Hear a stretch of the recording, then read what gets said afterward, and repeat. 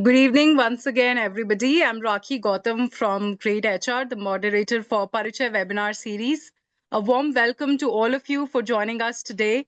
And today's session, we will be discussing on artificial intelligence in performance management and what must HR get right.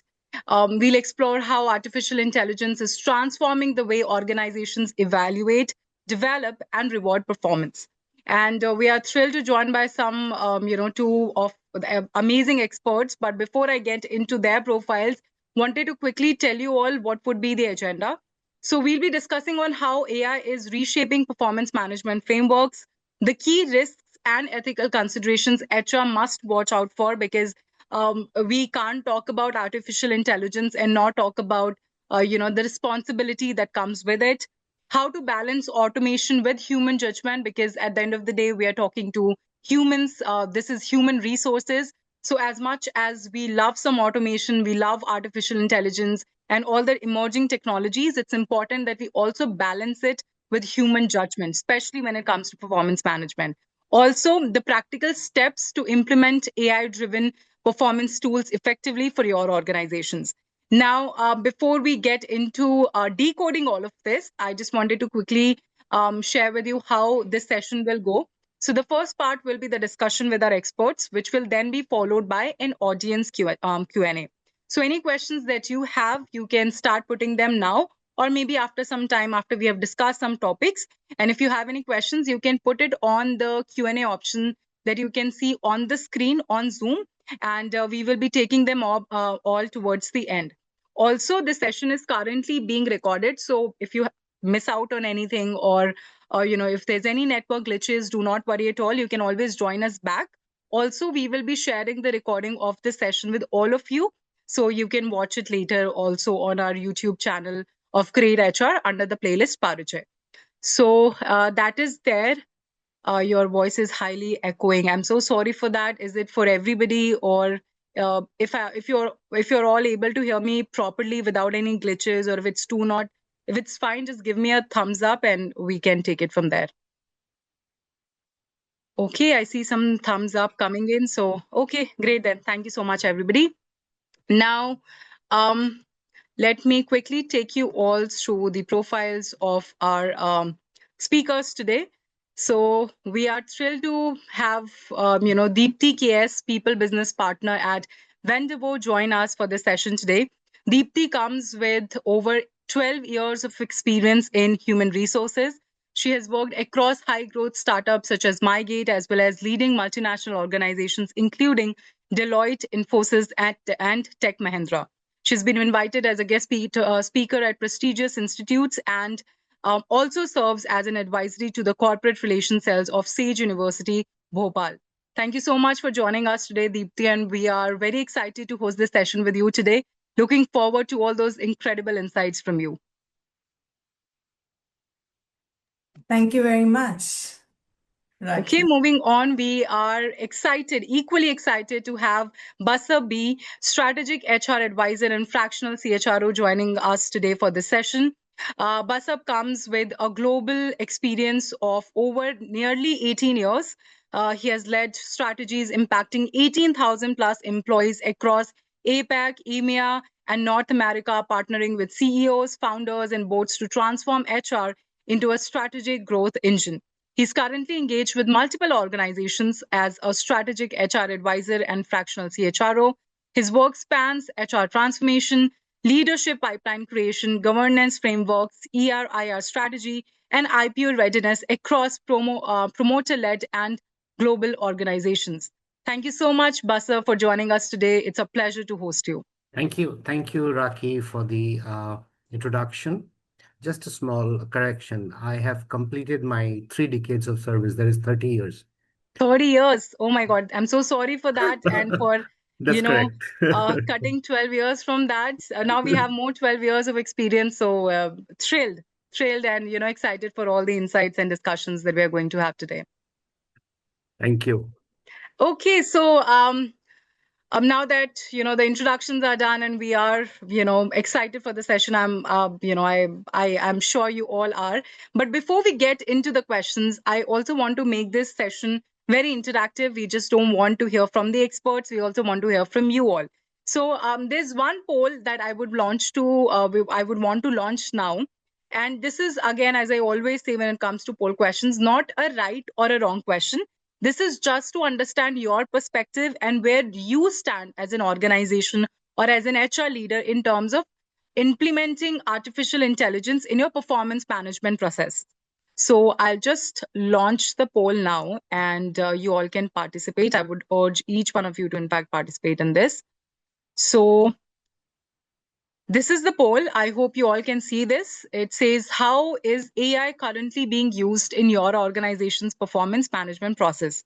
Is it fully integrated, used for just insights analytics, being piloted right now, or not yet adopted? Some 25% of you have participated. The rest of you, we'll keep it for another 10 seconds, and then we'll end the poll.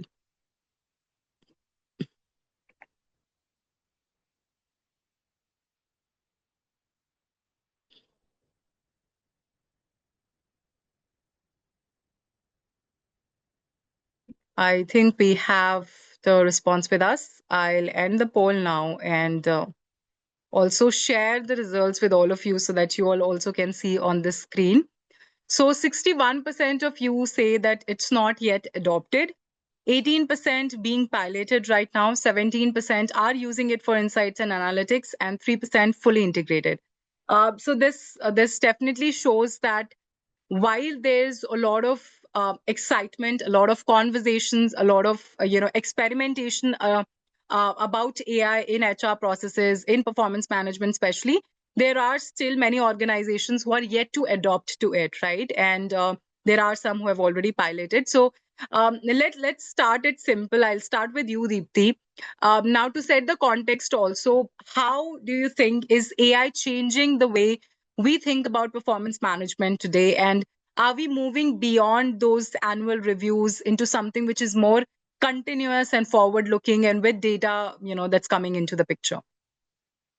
Sure. Thank you, Rakhi. Thank you for asking that question. And I mean, of course, a lot of it I won't be able to share because it is very specific to my organization, but we have adopted AI in performance management, and how I see it kind of helping us is in terms of, like you rightly mentioned, in terms of the continuous feedback that we want to give each other. It can be both ways, right? Wherein a manager gives feedback to the employee and the employee gives the feedback to the manager in terms of how a certain team is functioning or how they are feeling within the system. Do they feel recognized? Do they feel valued? Do they feel happy, right? Just turning up to work.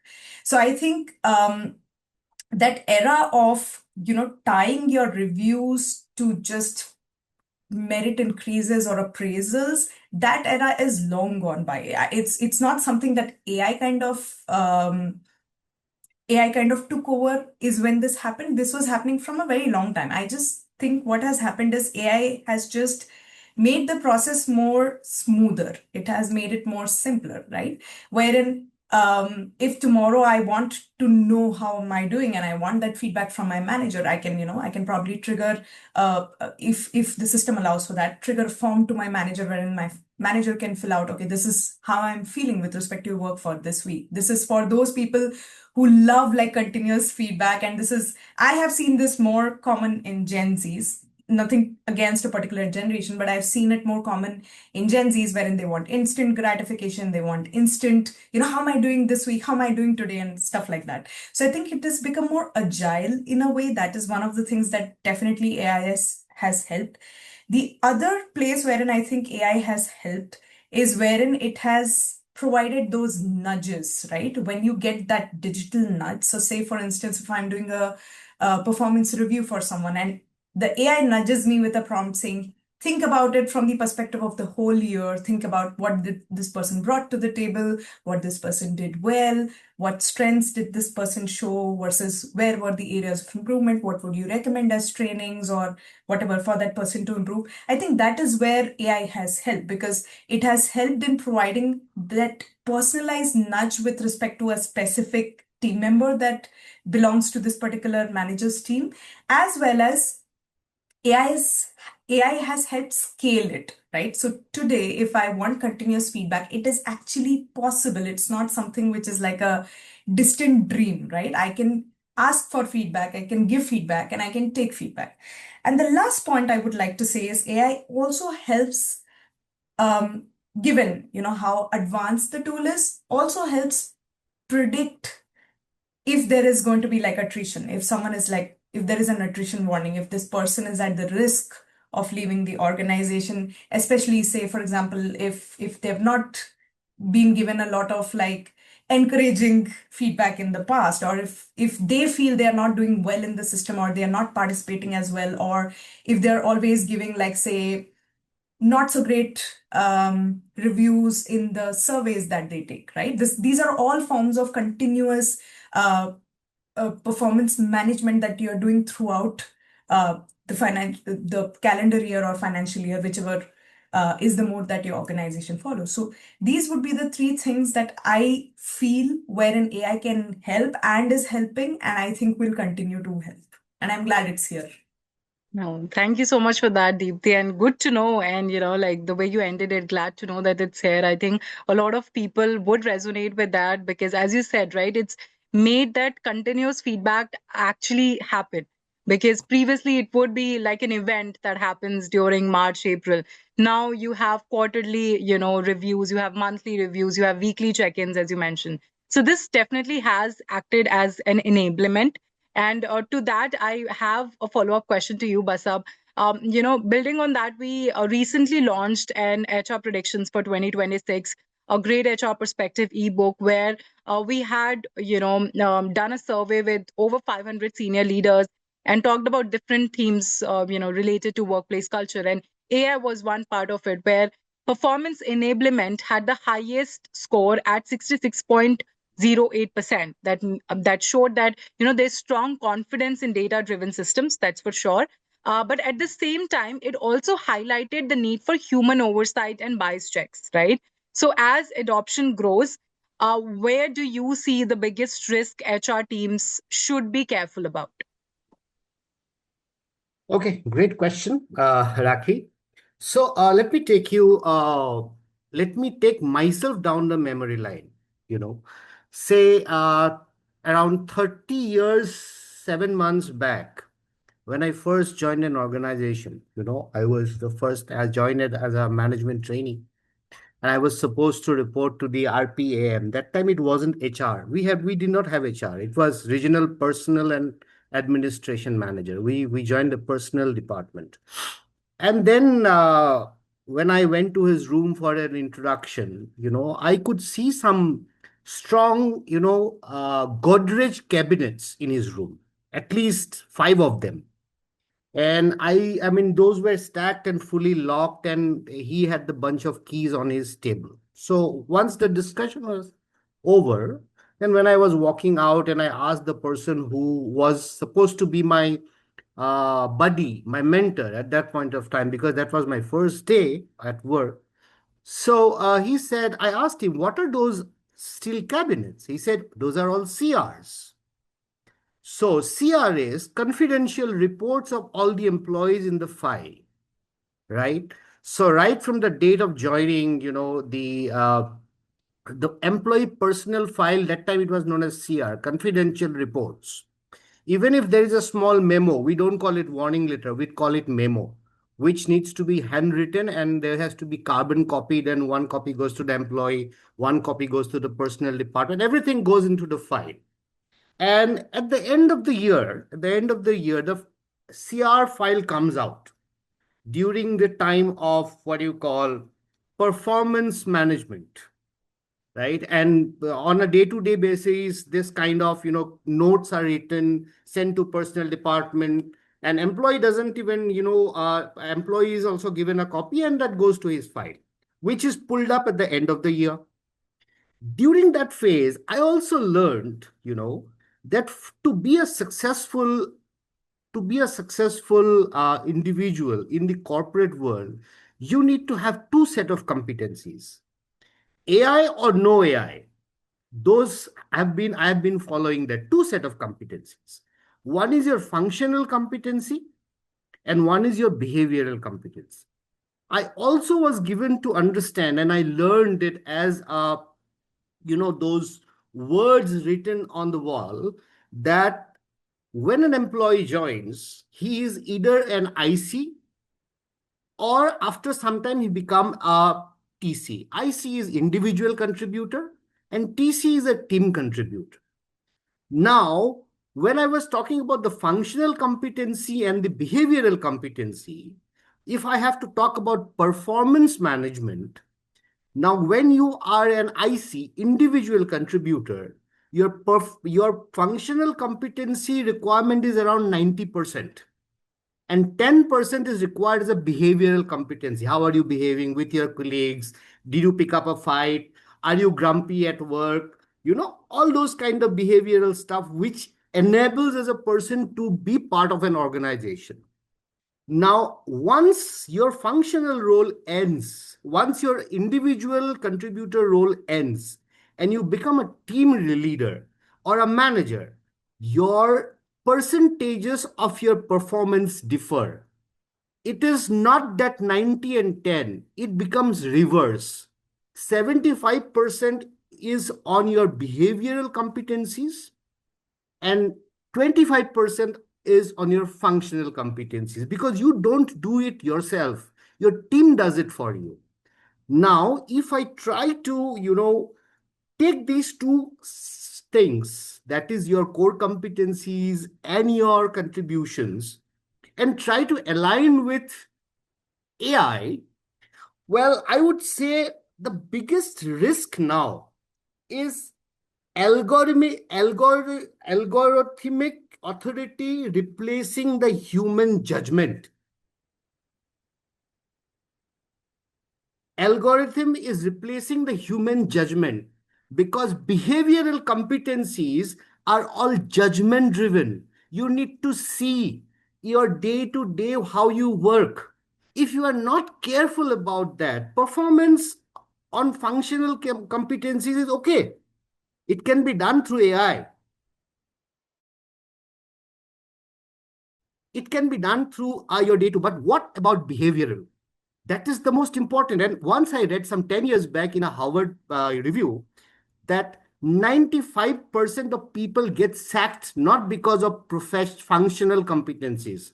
They get sacked because of behavioral competencies. And that's in the record now. Right. So what I mean to say is the risk is your algorithm, if you go too much on the algorithm, that is one line, the risk. The algorithm authority replacing human judgment.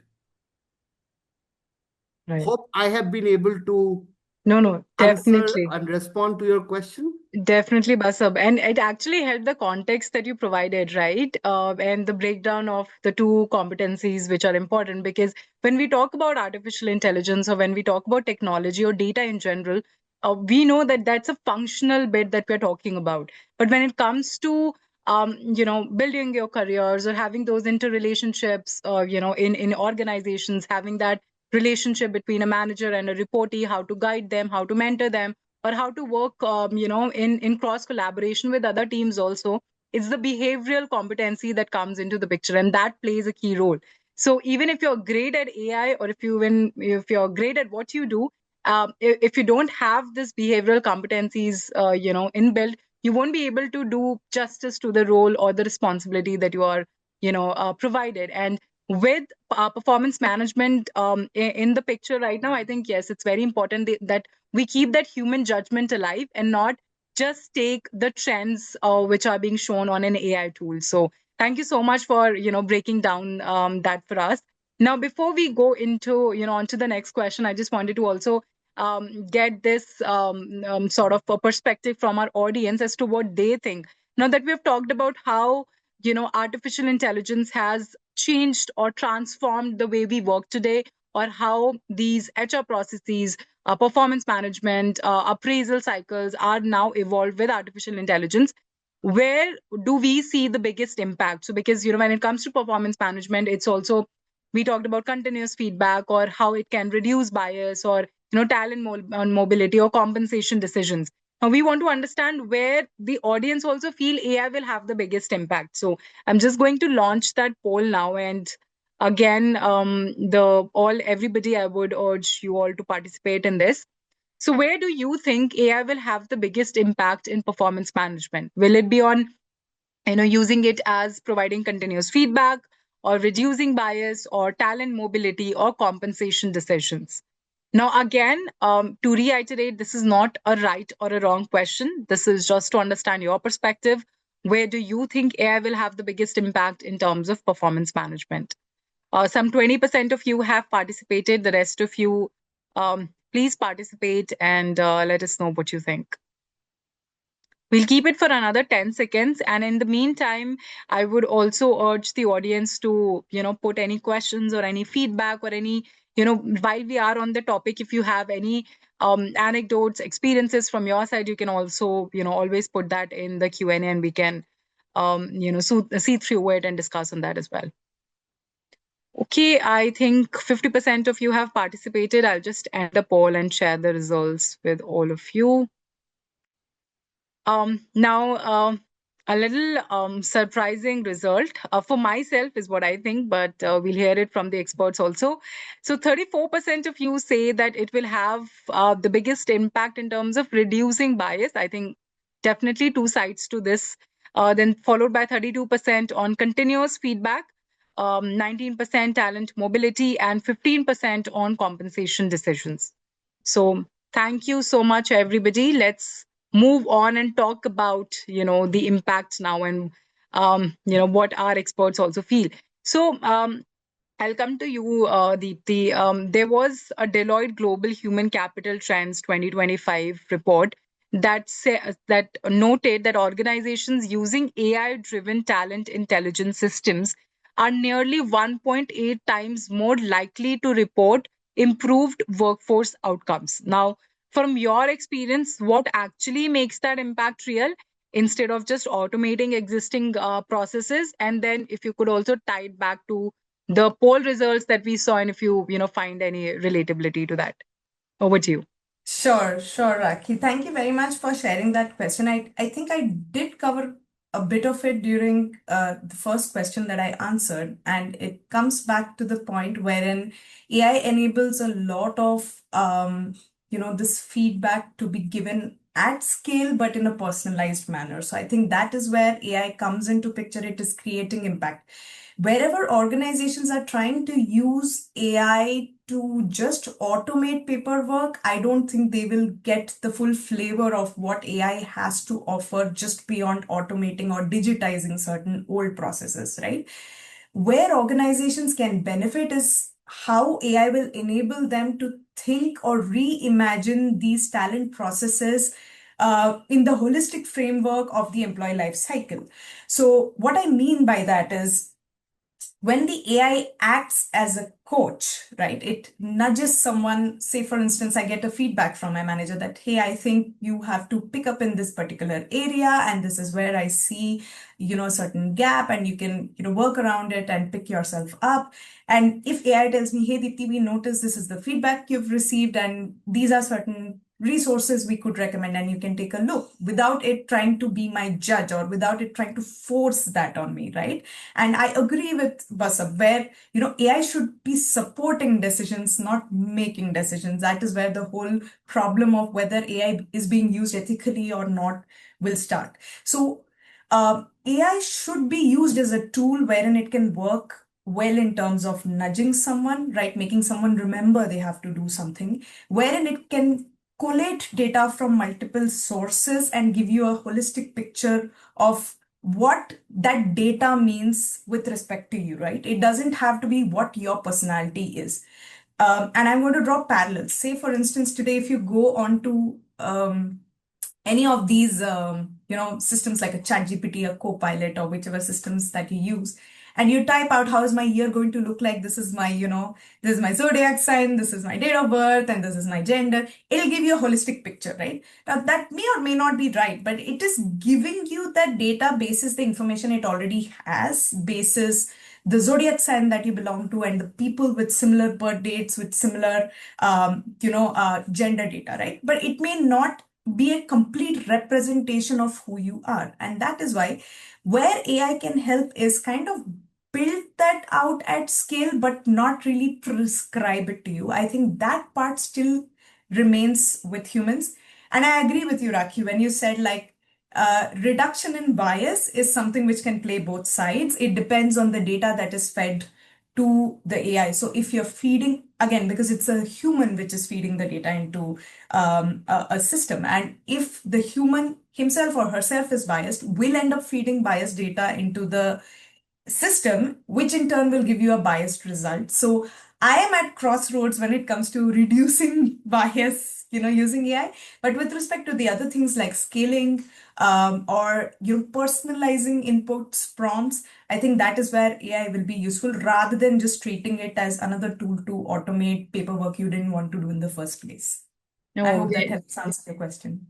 definitely does, and I think it will, resonate with a lot of people, especially on your point of personalization, right? Because what happens when you do have AI, and it can give you personalized data that would help you sort of also give the kind of feedback that's required for an individual rather than as a team, and you could further modify that data, give it more nudges, give it more prompts, and say, okay, if this person is in this role, and you saying that this is his strength, or challenges, and this is the role that this person is currently in for the next 2 to 3 months, what it is that they should focus on. So I think when you say personalized, holistic, sort of feedback that we can share, that would definitely help. Scaling it, personalizing, I think, yeah, that does help. And I think I am with you on this, on reducing bias, because it depends what kind of data have you feed in, and what is it that you're actually asking it for, right? So that also depends. What is the question that you're asking the tool, and on what question are you then, sort of reducing bias? So that helps. Thank you so much for breaking it down for us, Deepti. Coming to you, Basab, we know that, AI can definitely measure certain metrics, right? That would help us evaluate performance better, right? But if AI is shaping performance outcomes, in, like, according to you, what should HR measure to know it's genuinely adding value? I think Deepti did touch a bit on that, but what, like, if we are to say that, okay, we have 2 to 3 things that we would want to measure in terms of actually also sort of evaluating AI's role, or AI's results into all of this, what would be those metrics that you would suggest? Well, the metrics have not changed from ages, right? It has not changed. Only it has been renamed or something. The metrics are there. The pillars are three P's, right? It's progression, performance, and potential. These are the three P's which are always considered in a performance management system. And the change is what the way of doing it. I mean, 25, 30 years back also, when we sit down to do a performance evaluation of an individual, my boss would ask, hey, give me his last year's data, man. Where was he? How much did he score? Then people used to run around, where is that document? We don't find the document. So AI helps in getting those documents in place in a click of a button. Then second is performance throughout the year. Hey, ask his manager how he was doing. Bring out his CR. And then third comes, which is, I feel, which is very important, is the potential part, right? The potential part is very important, which needs human intervention. Because the first two, progression and performance, are directly linked to your functional competencies. But potential is not only about scaling, getting an A+ grade in your functional competencies. What about your behavioral? There has to be human interference, as I said earlier also. It cannot always be the algorithm who will dominate the entire scheme of things. It needs to have a human judgment, right? There's also a change which I heard. I mean, nowadays we don't even call it human resources, we call it people ops. It's a new name, right? Will things change when you rename it as a people ops? Director people ops, CHRO, People Ops. It's a new name, People Ops. But the basic pillar, what the People Ops does is culture, capability, and growth. These are the three pillars which will never change. The culture, capability, and growth, that is what the People Ops looks after. That's why we call ourselves, we used to be calling ourselves, I don't know whether we call it these days, that we are the guardians of the culture of the organization, culture keepers. And that's where, as I was discussing with Dipti, and that is what my new book is all about, on culture. What I have seen in last 30 years about different cultures in 27 countries and, across the globe, different cultures, right? And coming back to, you asked, about the greatest risk here, what I would also say is for scaling yesterday's biases. I heard the word bias somewhere, in the poll, right? The greatest risk is scaling yesterday's biases through tomorrow's technology. I was just noting down about that bias thing, that is the greatest risk. Yesterday's bias for tomorrow's technology. So, and hence, we need to always follow the 3 P's of performance management. Performance management cannot go. It has been always the same. It is now through artificial intelligence, things are more easy. It's more data driven. You get things in your fingertips. But the final human decision remains with the humans.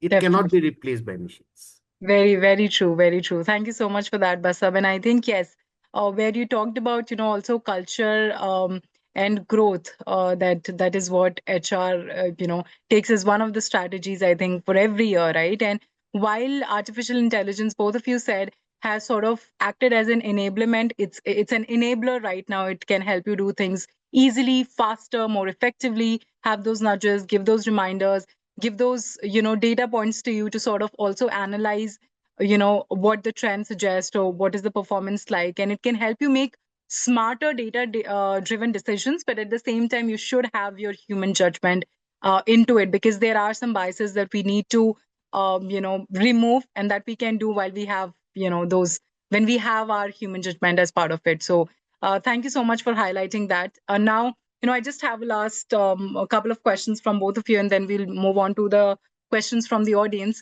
Now, Deepti, to you, if anything, runs on trust, right? There has to be, when we join in an organization as an employee, we trust the organization.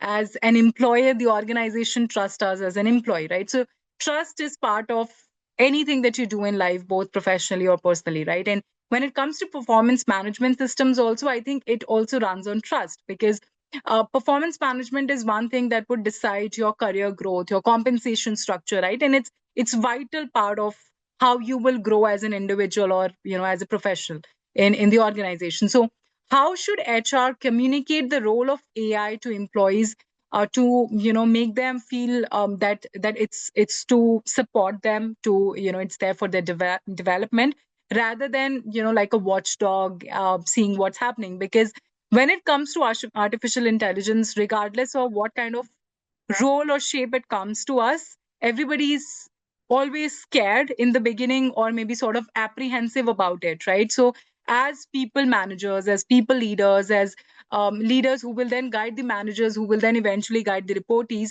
how should they position it so that they know that, okay, this is here to support you and not to like act as a watchdog or sort of see what you're doing? So the kind of messaging, the kind of trust that we should build, what we can do there.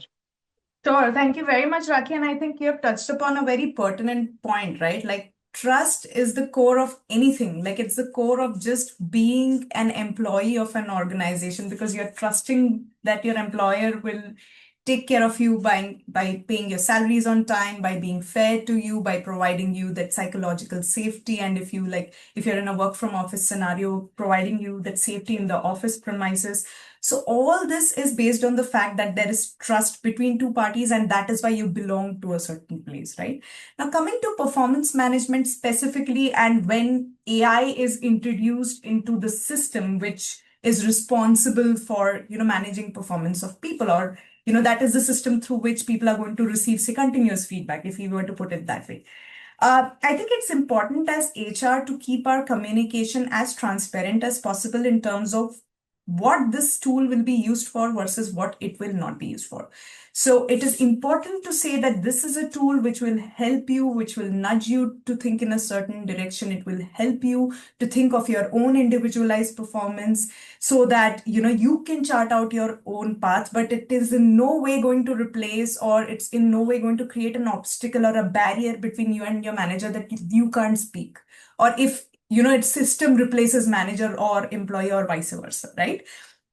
So I think that messaging matters a lot in terms of where AI is going to be used versus where it is not. The other part of it is, even if the messaging is all right from the human resources department, people can still look at it as a surveillance monitoring sort of a tool, right? Which is a very normal human reactions. For example, if I have, if tomorrow there is, if my organization says, hey, we are moving to a module where we are moving to a model wherein we want to track how many hours you're working, we're installing a software in your laptop, I'm not really sure I'll be comfortable with that point, right? And that's the same thing we have to also learn about humans, that there will be humans who will be early adopters who will love the idea. There will be people who will be on the fence sitting and saying, hey, is it worth it? Is it not worth it? Let me wait and watch.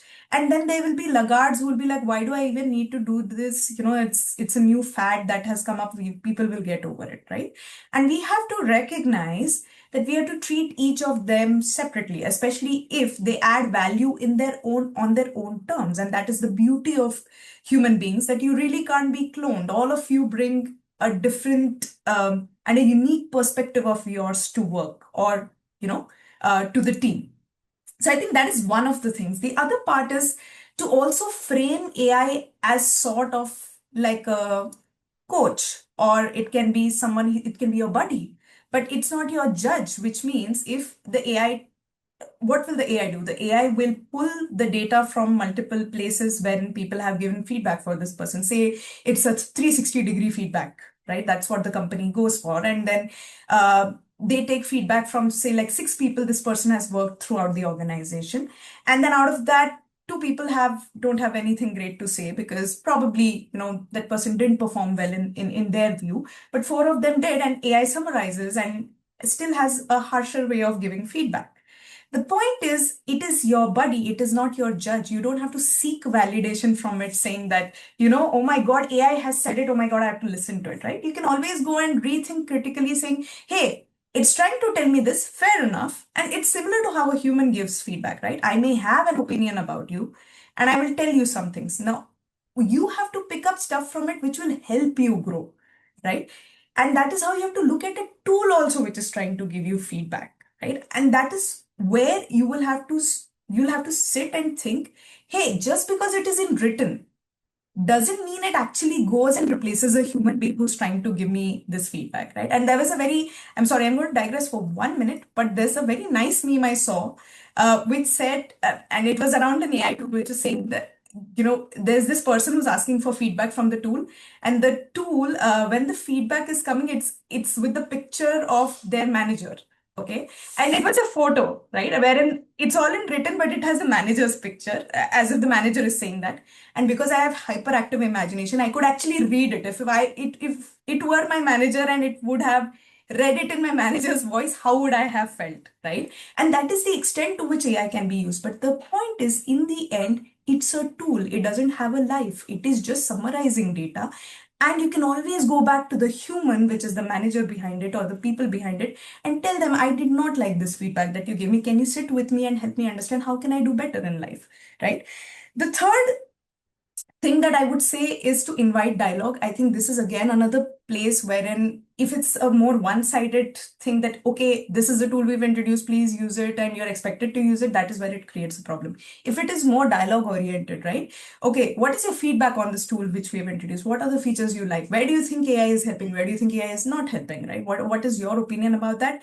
I think that is where it will help elevate some of the fears that people have with respect to how much to use AI versus how much not to. And last but not the least, being ethical about it, right? And I think Basab has done a great job of touching upon like the ethicality of things. I think that is very, very important, wherein you actually don't say something else and use it for something else, right? Like you may have all the data, but you still have to make that choice that irrespective of whatever it is, I'm just going to treat it as a tool and I'm going to be ethical with respect to what I see. And that is why, that is what the other person, because trust is built on ethicality. If someone feels you're ethical, they will trust you with information. If someone feels you're not ethical, they're not going to trust you with any information, be it a human or be it AI. So and the last part, sorry, one last point is highlighting the benefits, which I think was, I've covered in the point wherein when we open up that dialogue and we are taking feedback, I think one part of it is also when we get the responses, we highlight those benefits that just like how you're doing with the polls, right? Hey, this is what you are saying because most of you feel this way, right? So that everyone knows, okay, this is what majority of us think. And this is where, probably we are not okay using the system. This is where we are okay using the system when it comes to AI. I'm sorry, longish answer, but I thought it was important for everyone to know.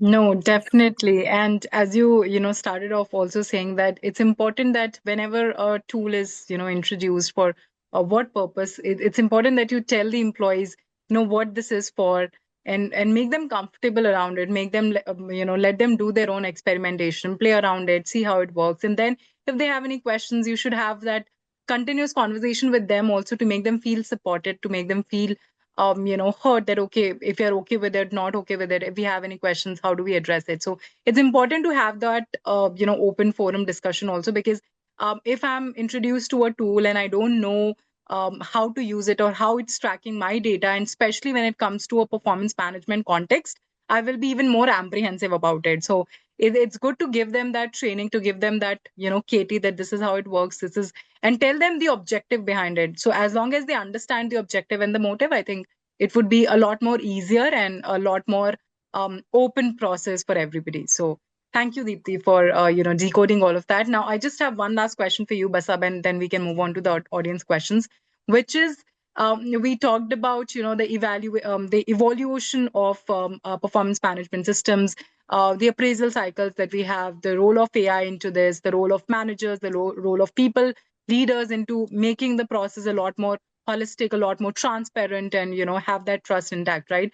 But according to you, over the next 3-5 years, right, and the kind of technological transformation which is happening at such fast speed right now, what's that one capability that HR must build now to stay ahead in an AI-driven performance management world? What do you think? One capability that they should build upon right now? Well, I would say, look, I would if you ask the question to me as an HR manager, first I will always keep the bigger picture in mind. That is what I am here for. As I said earlier, also, I am not only responsible for specific performance management. I am, as an HR professional, also responsible for culture, capability, and growth of the organization. That is the bigger picture. If that is not coming in, then everything goes down. I mean, I'm not only focusing on performance management. That is a part of a culture. If I'm talking about an organization culture, performance driven culture is one small part of the culture. But your bigger picture is you are responsible for culture, capability, and growth. Now, I'm I'm also adding this, I mean, forcing this word capability.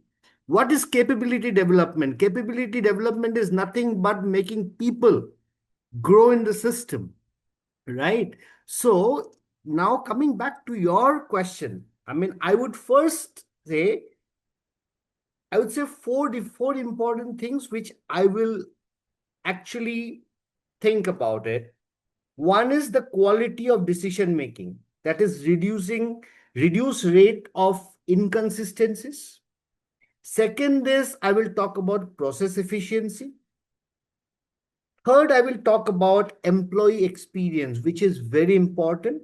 And I remember in one of my organization when we have automated the performance management system from Excel to system loaded performance management, 6 months, I have done pilot within the HR team. Rather than going and announcing to the entire organization and getting, getting the lashes back, I first have done a pilot within the HR team and then ran the system. And that is what I've seen some Q&A that where do you think we should start off? You should start modest. You should start with the HR team first or a small team first. When you are 100% sure this will work, then you should go to the next step. It's not that AI is here and you are in a pressure of implementing AI tomorrow. No, please don't do that. It will bomb. You have to do your piloting. Then coming back to your question, then after employee experience, then comes the talent outcomes. This is what I feel these are the four important things which I will definitely take into consideration. One is the quality of decision making. Second is process efficiency. Third is employee experience. And then come talent outcome. And these are the four basically. And also would like to, keep in mind and also like to address the group that people generally say HR will not be replaced by HR. People have the notion that AI will replace HR. No, HR will not be replaced by HR, but HR professionals who cannot work with AI will be. Right.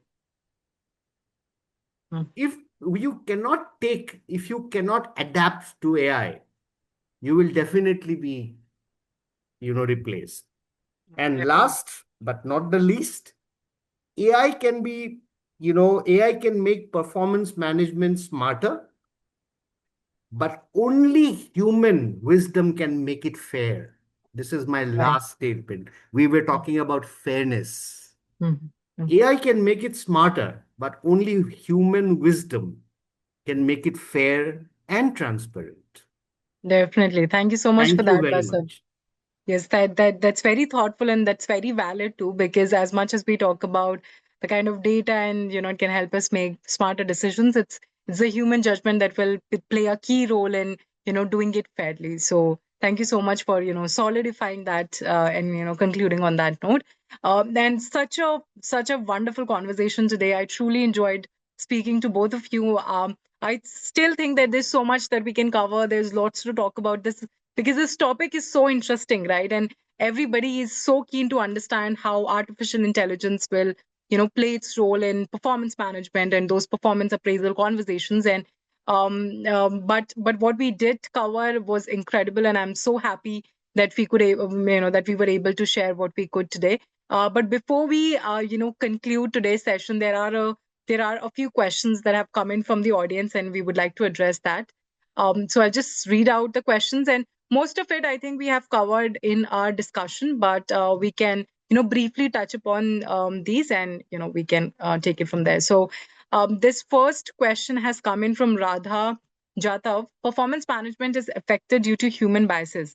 How AI can help to overcome these human biases in effective performance management? So either of you, if you would like to take this one up. Let me take it. Yes, I was going to say the same thing, Basav. Okay, so look, human bias, as I said, and I would keep on repeating that there are two parts when we talk about performance management. There are always two parts. One is your functional competency and one is your behavioral competency. AI has come up to help us to be more faster in decision making regarding your functional competencies, the numbers, the digits, the figures, but your behavioral competency, it will just throw some idea, but there will always be a human judgment there. AI cannot be taking over the entire process of PMS. It might, but I don't think so from my experiences. It is all, I mean, tomorrow I might be challenged, but I said, I mean, this is as per my experience with the industry for last 30 years, right? So you should have a very open mind that this is, getting your job, which generally takes 20 days.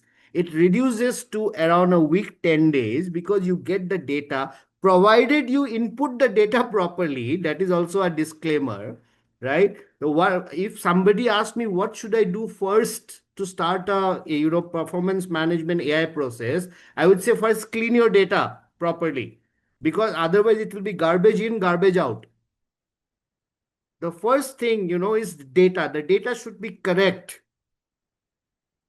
So it has got no problem, So you have to cheer that, yes, AI is there to help you in taking your decisions more better with your data points. Right. And very valid, because the question also talked about how it can help reduce bias. So as long as we are putting the information without biases in it, I think it would give the correct data, and you can take it as is and have your human judgment to support that data. So thank you so much for that, Basab. Moving on to the next question. This is from Sujata Mane. For organizations just beginning to explore AI in HR, what is the most practical starting point in performance management where AI adds value without making the system overly complex? Since we're just starting out about, something that can easily be done and, would be able to track better.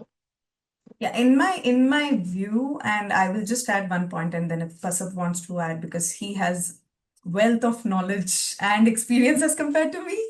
I think we can start with something as small as feedback. Continuous feedback is something in terms of performance management from an AI perspective that your organization can adopt and see in terms of how is it being received. Is it doing justice to how your people would actually want to see the feedback? Is it doing justice to how the managers think they should be giving the feedback and receiving feedback in return? I think that would be a good point to start. Apart from the data part, which if Basab you want to add, please go ahead.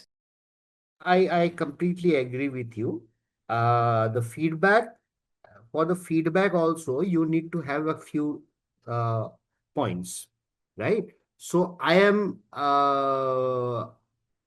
believing that every organization, small or big, will have a set of KRA KPIs for every employee.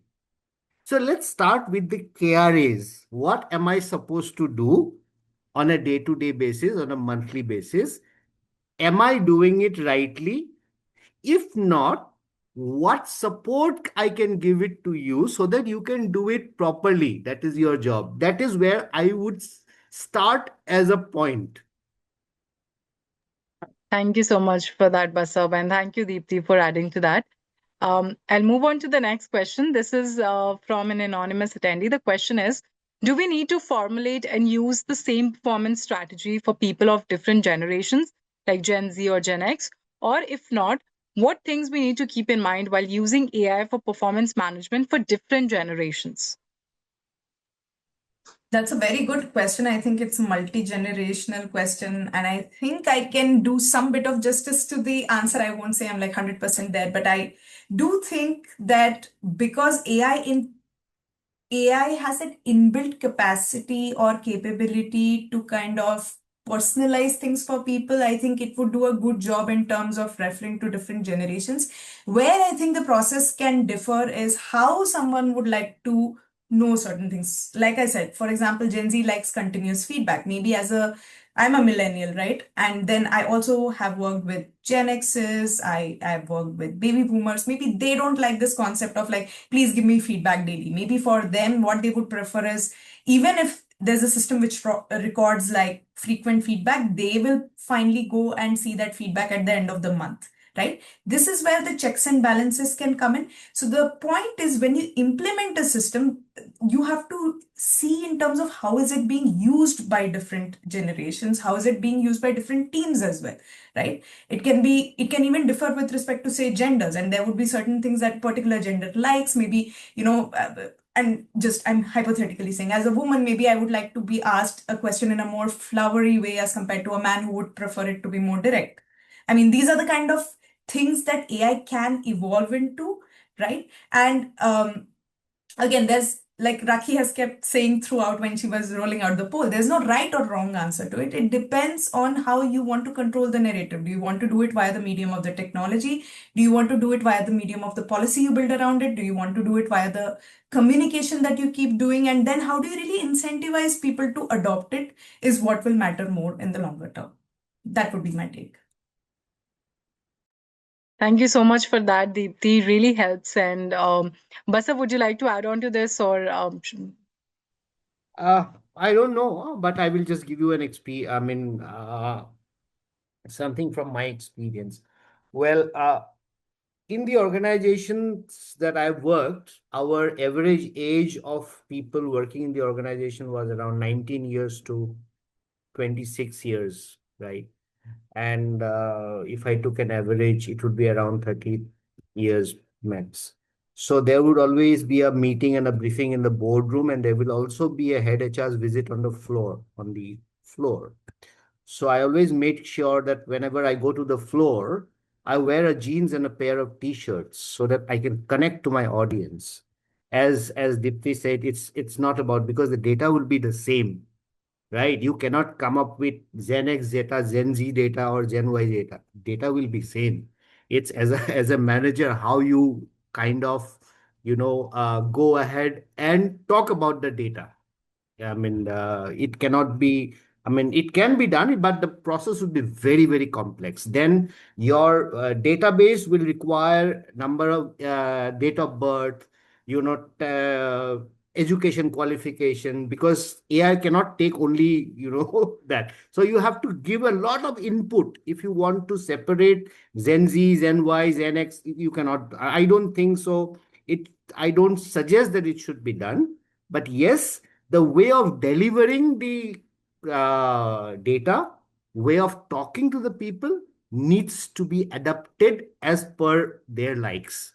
So you need to be an adaptive person in order to get well with your employees. Definitely. Thank you so much for this, Basab.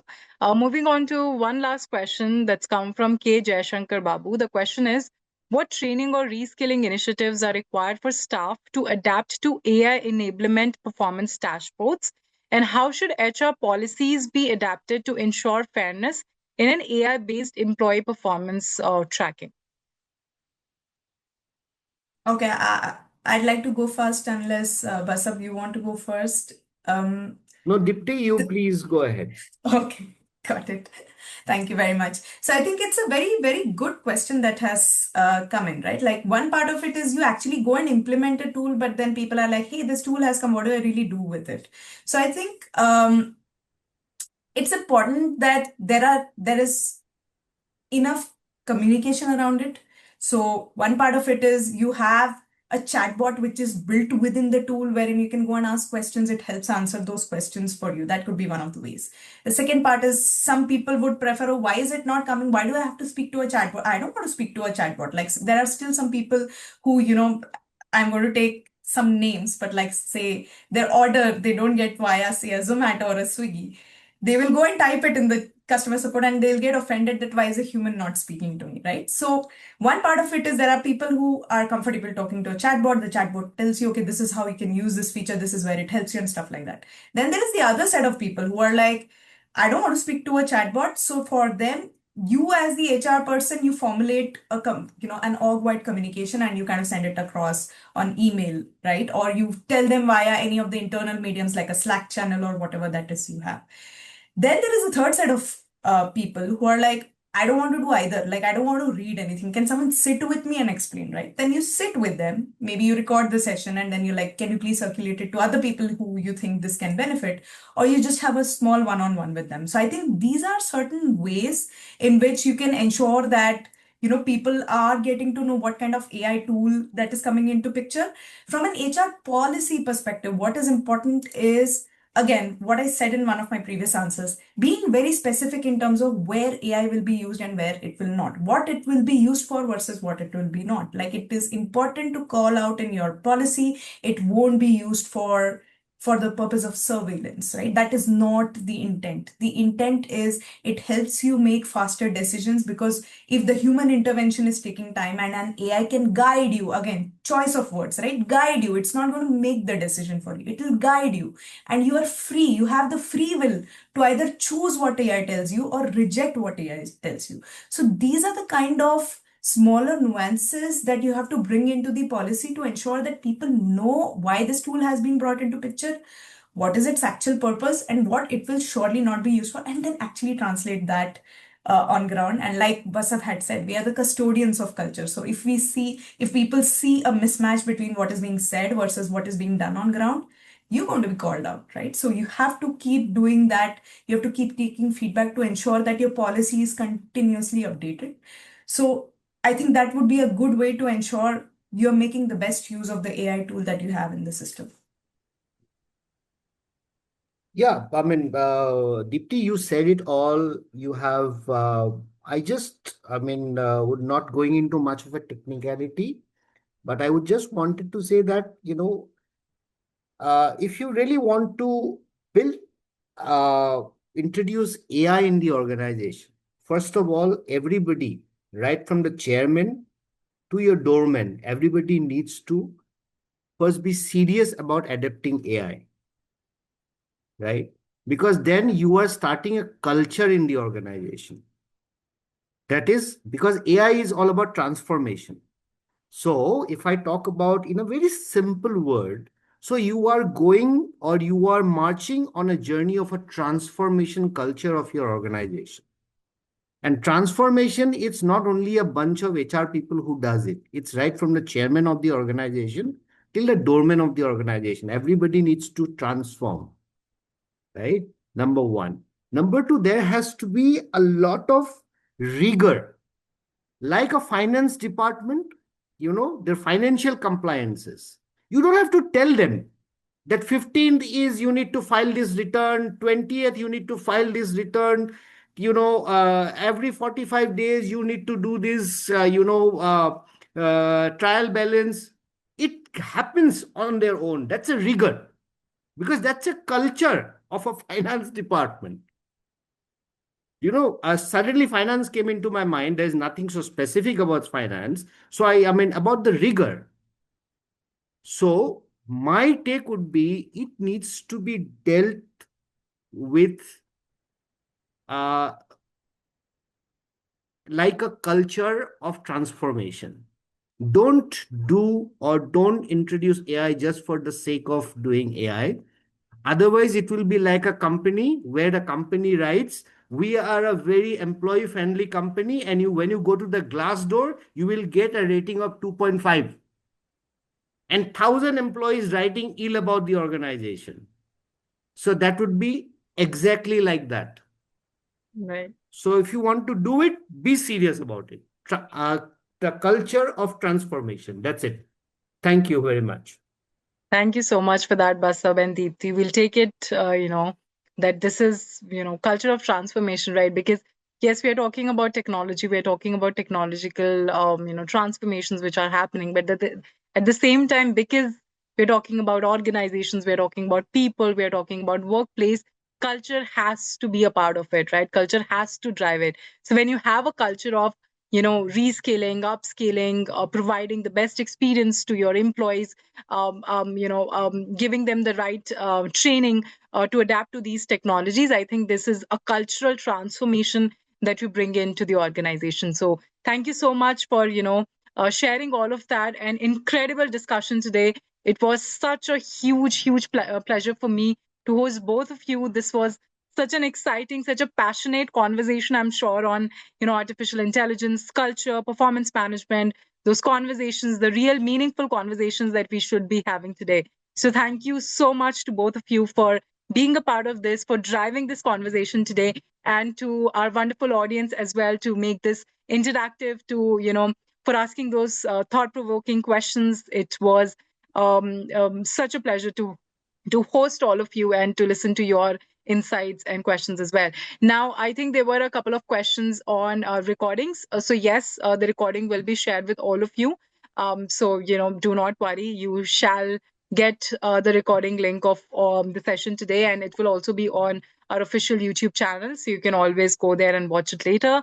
And thank you so much. I keep seeing the thumbs up and the claps and the hearts in the reactions. So this is all for you, Basab and Deepti. Thank you so much, for being a part of the discussion. And to the participants, if you would like to also share your experience with us, you could share that with us on LinkedIn, or you could also write to us on the email ID which is there. And in case you have any questions that you would want to get more insights on, please feel free to write to the email ID which is given on the screen, and we will take it from there. But once again, thank you so much. And thanks to you, Basab and Deepti, for being a part of this conversation today. Thank you, Rakhi, for giving us an opportunity, giving at least me an opportunity to speak. A pleasure. Yeah, thank you so much for this insightful conversation, Basab. It was fantastic to have you as a co-panelist, and Rakhi, I think the way you drove this conversation was amazing. Thank you so much to the lovely audience. In fact, I was just typing out the answers. I'm on the last answer, so I'm just typing it out. But it was a fantastic conversation. Thank you very, very much for it. Thank you so much.